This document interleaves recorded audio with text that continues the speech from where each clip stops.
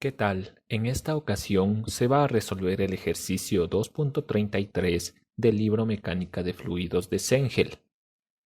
Pero antes de continuar, no olvides suscribirte. Muy bien, el ejercicio plantea lo siguiente. Se calienta agua a 15 grados centígrados y una presión de una atmósfera hasta 100 grados centígrados a presión constante. Con los datos del coeficiente de expansión volumétrica, determine el cambio en la densidad del agua. Para explicar el ejercicio, se emplea el siguiente gráfico. Se plantea que el agua inicialmente se encuentra a una temperatura de 15 grados centígrados. Después, el agua se calienta hasta una temperatura de 100 grados centígrados. Sin embargo, este cambio de temperatura se realiza a una presión constante de una atmósfera. Ante este cambio de temperatura, el ejercicio plantea que se calcule la variación de densidad que ocurre en el agua. Muy bien, empecemos con los datos del ejercicio. En primer lugar, se tiene la temperatura inicial del agua, que es de 15 grados centígrados. Al calentar el agua, se tiene la temperatura T2, que es igual a 100 grados centígrados. La presión se mantiene constante en un valor de una atmósfera y se pide calcular la variación de la densidad del agua. Tal como menciona el ejercicio, hay que utilizar el coeficiente de expansión volumétrica. Por lo tanto, se va a utilizar el anexo A3, correspondiente a las propiedades del agua saturada. Esta información la proporciona el mismo libro. En esta tabla se puede encontrar los valores de la temperatura y densidad del agua. Por ejemplo, a 15 grados centígrados, el agua posee una densidad de 999.1 kilogramos sobre metro cúbico. Para continuar con la solución, se debe emplear la siguiente expresión. Esto indica que la variación de densidad es igual a la compresibilidad isotérmica por la densidad y por la variación de presión, menos el coeficiente de expansión volumétrica que multiplica a la densidad y por la variación de temperatura. En un inicio se determinó que la presión es constante, por lo tanto la variación de presión es igual a 0, con lo cual la ecuación se reduce a la siguiente expresión. El primer término de esta ecuación es el coeficiente de expansión volumétrica. Y para obtener este dato, simplemente hay que acudir a los anexos y tablas que proporciona el libro.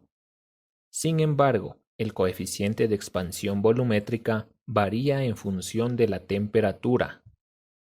Por lo tanto, se procede a calcular la temperatura promedio tomando como referencia las temperaturas que el ejercicio proporciona como dato. Una vez que se obtiene el promedio de la temperatura, se procede a identificar este valor en la tabla A3, que corresponde a los valores del agua saturada. No obstante, la tabla únicamente toma en consideración la temperatura con valores que sean múltiplos de 5. Tal como se muestra en la tabla, el libro no proporciona valores para una temperatura de 57.5 grados centígrados. Se podría elegir cualquier valor, sin embargo, los resultados no serían muy precisos.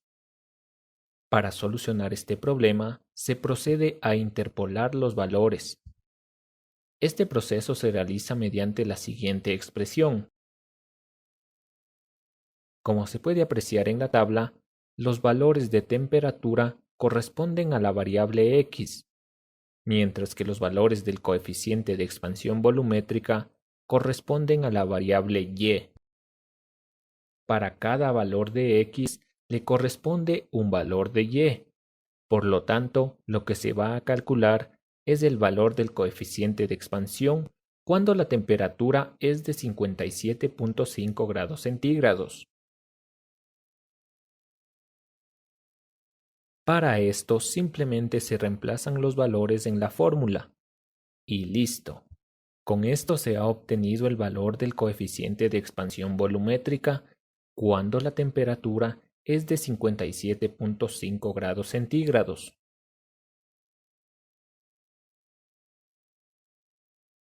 Muy bien, una vez obtenido el coeficiente de expansión volumétrica, a la temperatura promedio, se procede a reemplazar los valores en la ecuación de variación de densidad. Y listo, con esto se ha obtenido la variación de densidad que tiene un valor de menos 42.46 kilogramos sobre metro cúbico. El signo negativo indica que la densidad disminuye. Si se toma en cuenta los efectos de la temperatura, se deduce que, a medida que la temperatura se incrementa, la densidad disminuye. Gracias a la variación de densidad, se puede calcular fácilmente el valor de la densidad número 2, es decir, la densidad cuando la temperatura es de 100 grados centígrados. Para esto, se aplica la definición básica de variación, que implica la resta de dos valores. Por lo tanto, se despeja el valor de la densidad 2 y se realizan las respectivas operaciones, hasta obtener el valor de la segunda densidad. Y finalmente, para corroborar los resultados, a través de la tabla A3 se puede obtener el valor de la densidad del agua, cuando la temperatura es de 100 grados centígrados. Como se puede apreciar, el valor calculado y el valor obtenido de la tabla A3 difieren en tan solo una unidad, lo que quiere decir que los cálculos realizados son de gran precisión y mantienen gran similitud con los datos que proporciona el libro. Y gracias, eso ha sido todo por hoy.